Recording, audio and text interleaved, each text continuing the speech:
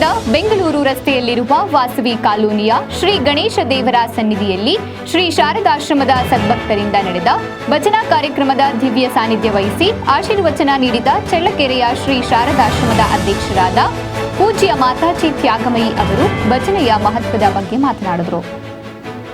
ಈ ಸಂದರ್ಭದಲ್ಲಿ ಚಳ್ಳಕೆರೆಯ ಶ್ರೀ ಶಾರದಾಶ್ರಮದ ಸದ್ಭಕ್ತರು ಗಣೇಶ ದೇವರ ಕುರಿತು ವಿಶೇಷ ಭಜನಾ ಕಾರ್ಯಕ್ರಮವನ್ನು ನಡೆಸಿಕೊಟ್ಟರು.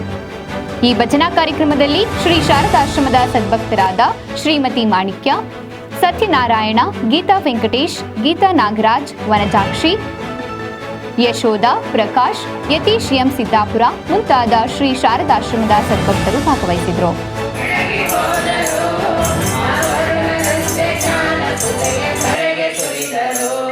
ಗುರುದೇವ ನಿಮ್ಮ ಜ್ಞಾನ